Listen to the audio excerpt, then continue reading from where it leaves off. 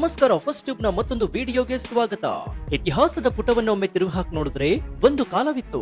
ಆಗ ಭಾರತ ಅಂದ್ರೆ ಪಾಶ್ಚಿಮಾತ್ಯ ದೇಶಗಳಿಗೆ ಕೇವಲ ಒಂದು ಮಾರುಕಟ್ಟೆಯಾಗಿತ್ತು ಅಥವಾ ಸಹಾಯಕ್ಕಾಗಿ ಕೈಚಾಚುವ ದೇಶವಾಗಿತ್ತು.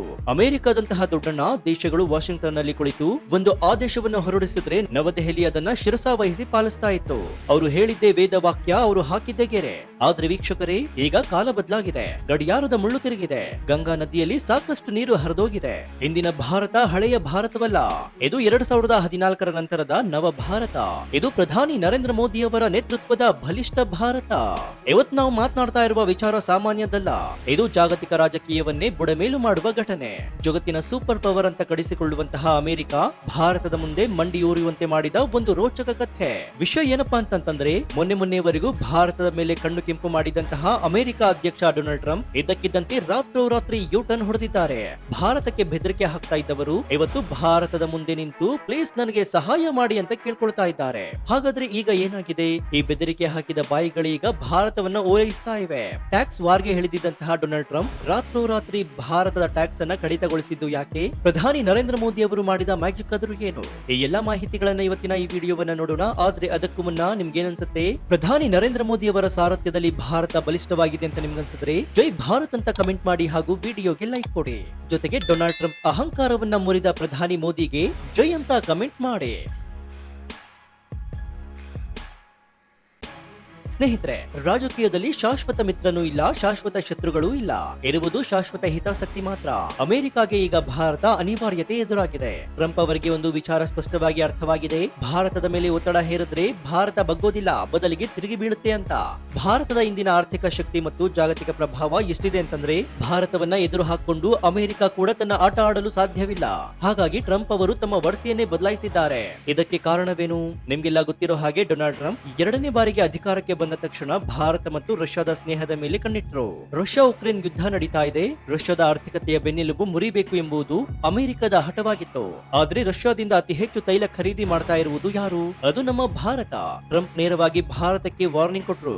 ನೋಡಿ, ನೀವು ರಷ್ಯಾದಿಂದ ಆಯಿಲ್ ಅನ್ನ ತೆಗೆದುಕೊಳ್ಳೋದನ್ನ ನಿಲ್ಲಿಸಿ. ನೀವು ರಷ್ಯಾಗೆ ಕೊಡ್ತಾ ಇರುವಂತಹ ದುಡ್ಡಿಂದಲೇ ಪುಟಿನ್ ಯುದ್ಧ ಮಾಡ್ತಾ ಇದ್ದಾರೆ. ಇದನ್ನ ನಿಲ್ಲಿಸದಿದ್ರೆ ಪರಿಣಾಮ ನೆಟ್ಟಗಿರಲ್ಲ ಅಂತ ಗುಡುಗಿದ್ರು. ಬರೀ ಬಾಯಿ ಮಾತಲ್ಲಿ ಹೇಳಿರ್ಲಿಲ್ಲ, ಒಂದು ಹೆಜ್ಜೆ ಮುಂದೆ ಹೋಗಿ ಭಾರತದ ಮೇಲೆ ಆರ್ಥಿಕ ಸರ್ಜಿಕಲ್ ಸ್ಟ್ರೈಕ್ ಮಾಡುವ ಬೆದರಿಕೆಯನ್ನ ಕೂಡ ಹಾಕಿದ್ರು. ಅದೇನಂತಂದ್ರೆ ಭಾರತದಿಂದ ಅಮೆರಿಕಾಗೆ ರಫ್ತಾಗುವ ಔಷಧಗಳು, ಬಟ್ಟೆಗಳು ಮತ್ತು ವಾಹನಗಳ ಬಿಡಿ ಭಾಗಗಳ ಮೇಲೆ ಬರೋಬ್ಬರಿ 50% ತೆರಿಗೆ ಹಾಕ್ತೀನಿ ಅಂತ ಅಂದ್ರು. 50% ಟ್ಯಾಕ್ಸ್ ಅಂದ್ರೆ ಸುಮ್ನೆನಾ?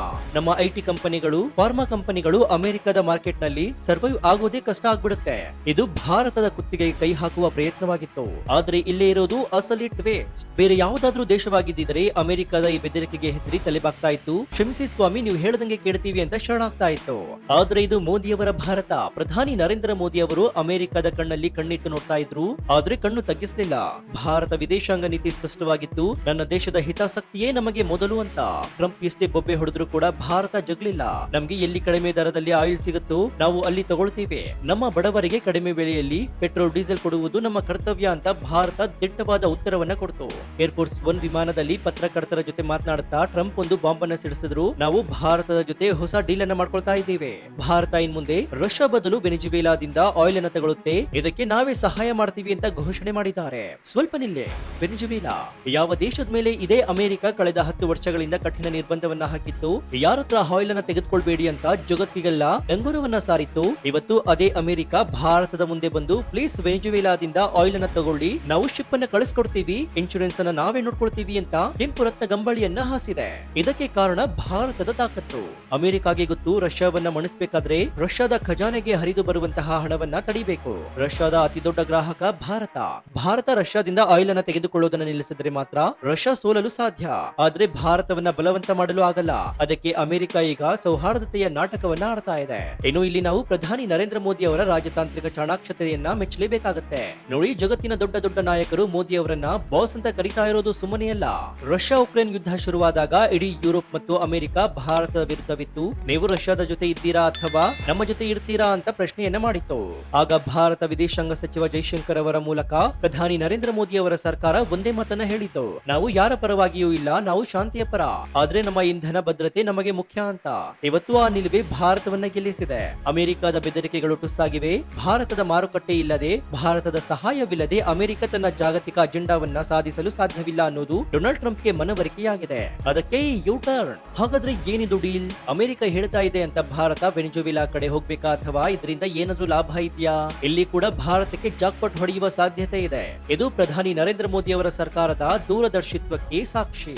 ವೆನಿಜುವೆಲಾ ದಕ್ಷಿಣ ಅಮೆರಿಕಾದ ಒಂದು ಪುಟ್ಟ ದೇಶ, ಆದ್ರೆ ಅಲ್ಲಿರುವ ತೈಲ ಸಂಪತ್ತು ಸೌದಿ ಅರೇಬಿಯಾಕ್ಕಿಂತ ಜಾಸ್ತಿ. ಆದ್ರೆ ಅಲ್ಲಿನ ಸಮಸ್ಯೆ ಏನಂದ್ರೆ ಅಲ್ಲಿ ಸಿಗೋದು ಹೆವಿ ಕ್ರೂಡ್ ಆಯಿಲ್. ಇದು ನೀರಿನ ಹಾಗಿರೋದಿಲ್ಲ, ಡಾಂಬರ್ ಅಥವಾ ಗಟ್ಟಿ ಜೇನುತುಪ್ಪದ ಹಾಗಿರುತ್ತೆ. ಇದನ್ನ ರಿಫೈನ್ ಮಾಡೋದು ಅಂದ್ರೆ ಶುದ್ಧೀಕರಿಸಿ ಪೆಟ್ರೋಲ್ ಮಾಡೋದು ತುಂಬಾನೇ ಕಷ್ಟ.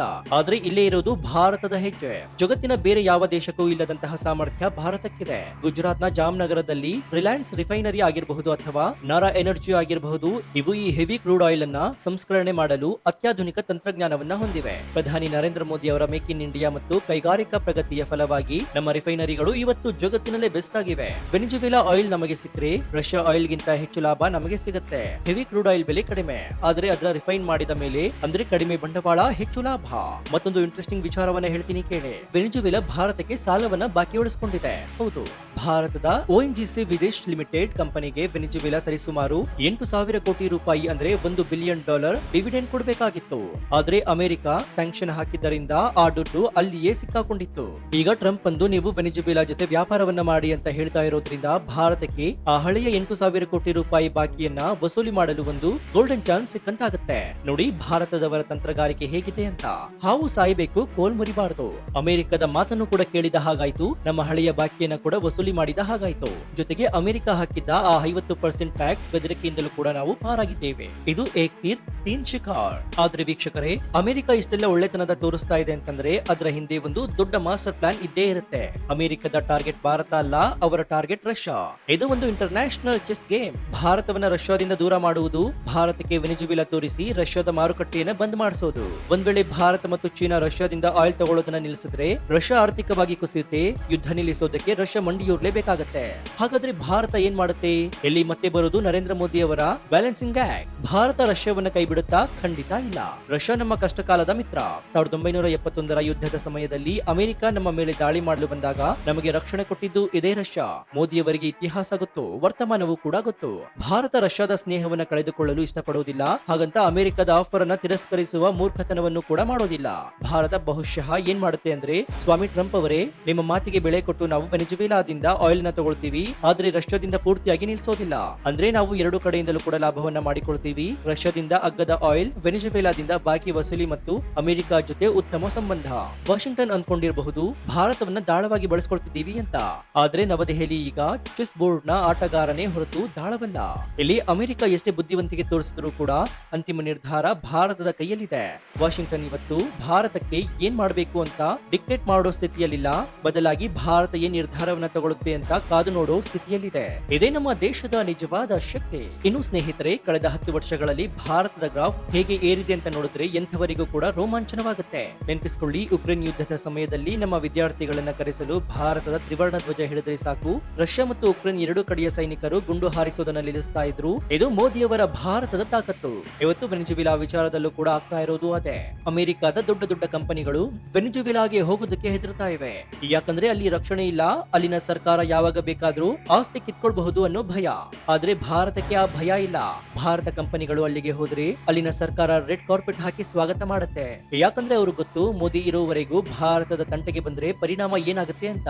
ಭಾರತ ಇವತ್ತು ವಿಶ್ವಗುರು ಆಗುವ ಹಾದಿಯಲ್ಲಿದೆ. ವಿಶ್ವಗುರು ಅಂದ್ರೆ ಏನು? ಬರೀ ಪಾಠ ಮಾಡೋದಲ್ಲ, ಕಷ್ಟದ ಸಮಯದಲ್ಲಿ ಜಗತ್ತಿಗೆ ದಾರಿದೀಪವಾಗೋದು, ಜಾಗತಿಕ ಸಮಸ್ಯೆಗಳಿಗೆ ಪರಿಹಾರವನ್ನ ಕೊಡೋದು. ಇವತ್ತು ಯುರೋಪ್, ಅಮೆರಿಕ, ರಷ್ಯಾ ಎಲ್ಲರೂ ಕೂಡ ಭಾರತದ ಕಡೆಗೆ ನೋಡ್ತಾ ಇದ್ದಾರೆ. G20 ಶೃಂಗಸಭೆಯಲ್ಲಿ ಭಾರತ ತೋರಿದ ನಾಯಕತ್ವವನ್ನ ಇಡೀ ಜಗತ್ತು ಕೊಂಡಾಡಿದೆ. ಇವತ್ತು ಟ್ರಂಪ್ ಅವರ ಈ ಯೂಟರ್ನ್ ಕೂಡ ಅಷ್ಟೇ ಭಾರತದ ಸ್ಟ್ರಾಟಜಿಕಲ್ ಆಟೋನಮಿ ಆಗಿದೆ. ಅಂದ್ರೆ ನಮ್ಮ ನಿರ್ಧಾರವನ್ನ ನಾವೇ ತಗೊಳ್ತೀವಿ ಅನ್ನೋ ದಿಟ್ಟತನಕ್ಕೆ ಸಿಕ್ಕಂತಹ ಜಯವಾಗಿದೆ. ಸೊ ಒಟ್ಟಾರೆಯಾಗಿ ಹೇಳೋದಾದ್ರೆ ಒಂದು ಕಾಲದಲ್ಲಿ ಅಮೆರಿಕ ಕೆಮ್ಮಿದ್ರೆ ಭಾರತಕ್ಕೆ ಜ್ವರ ಬರ್ತಾ ಇತ್ತು, ಆದ್ರೆ ಇವತ್ತು ಭಾರತ ಕೆಮ್ಮಿದ್ರೆ ಅಮೆರಿಕಕ್ಕೆ ಚಿಂತೆಯಾಗುತ್ತೆ. ಇದು ಅತಿಶೋಕ್ತಿಯಲ್ಲ, ಇದು ವಾಸ್ತವ. ಪ್ರಧಾನಿ ನರೇಂದ್ರ ಮೋದಿ ಅವರ ನಾಯಕತ್ವದಲ್ಲಿ ಭಾರತ ಒಂದು ಶಕ್ತಿಯುತ ರಾಷ್ಟ್ರವಾಗಿ ಹೊರಹೊಮ್ಮಿದೆ. ಯಾವಾಗ ಟ್ರಂಪ್ 50% ಟ್ಯಾಕ್ಸ್ ಹಾಕ್ತೀನಿ ಅಂತ ಬೆದರಿಕೆಯನ್ನ ಹಾಕಿದ್ರು, ಆಗ ಭಾರತದ ಜನ ಹೆದರಲಿಲ್ಲ, ಬದಲಾಗಿ ನೋಡ್ಕೊಳ್ಳೋಣ ನಾವೇನು ಕಮ್ಮಿ ಇಲ್ಲ ಅಂತ ಎದೆಯುಬ್ಬಿಸಿ ನಿಂತಿತ್ತು. ಆ ಆತ್ಮವಿಶ್ವಾಸವೇ ಇವತ್ತು ನಮ್ಮನ್ನ ಗೆಲ್ಲಿಸಿದೆ. ಅಮೆರಿಕ ಇಂದು ಕೋಲು ಬಿಟ್ಟು ಹೂವನ್ನ ಹಿಡಿದುಕೊಂಡು ಬಂದಿದೆ. ಇದು ಭಾರತದ ರಾಜತಾಂತ್ರಿಕತೆಯ ವಿಜಯ. ಚೆಂಡು ಈಗ ಭಾರತದ ಅಂಗಳದಲ್ಲಿದೆ. ರಷ್ಯಾ ಬೇಕಾ, ವೆನಿಜುವೆಲಾ ಬೇಕಾ ಅಥವಾ ಎರಡು ಬೇಕಾ? ಈ ನಿರ್ಧಾರವನ್ನ ನವದೆಹಲಿಯಲ್ಲಿ ತೆಗೆದುಕೊಳ್ಳಲಾಗುತ್ತೆ. ಆ ನಿರ್ಧಾರ ಭಾರತದ ಹಿತಾಸಕ್ತಿಯ ಪರವಾಗಿಯೇ ಇರುತ್ತೆ ಅನ್ನೋದು ನಂಬಿಕೆ ಕೂಡ ನಮಗಿದೆ. ಸೊ ಈ ಬಗ್ಗೆ ನಿಮ್ಮ ಅಭಿಪ್ರಾಯ ಏನು ಅಂತ ಕಮೆಂಟ್ ಮಾಡಿ, ಹಾಗೂ ವಿಡಿಯೋಗೆ ಲೈಕ್ ಕೊಡಿ. ಜೊತೆಗೆ ನೀವು ಇನ್ನೂ ನಮ್ಮ ಚಾನೆಲ್ ಅನ್ನ ಸಬ್ಸ್ಕ್ರೈಬ್ ಮಾಡ್ಕೊಂಡಿಲ್ಲ ಅಂದ್ರೆ ಕೂಡಲೇ ಸಬ್ಸ್ಕ್ರೈಬ್ ಮಾಡ್ಕೊಂಡು ಪಕ್ಕದಲ್ಲಿರುವಂತಹ ಬೆಲ್ ಐಕಾನ್ ಅನ್ನು ಪ್ರೆಸ್ ಮಾಡಿ. ಇದರಿಂದ ನಾವು ಹಾಕುವ ಹೊಸ ವಿಡಿಯೋಗಳ ನೋಟಿಫಿಕೇಶನ್ ಮೊದಲು ನಿಮಗೆ ಸಿಗುತ್ತೆ. ಇದಾಗಿತ್ತು ಈ ಕ್ಷಣದ ವಿಶೇಷ. ನೋಡ್ತಾ ಇರಿ ಫಸ್ಟ್ ಟ್ಯೂಬ್ ಕನ್ನಡ. ಧನ್ಯವಾದ.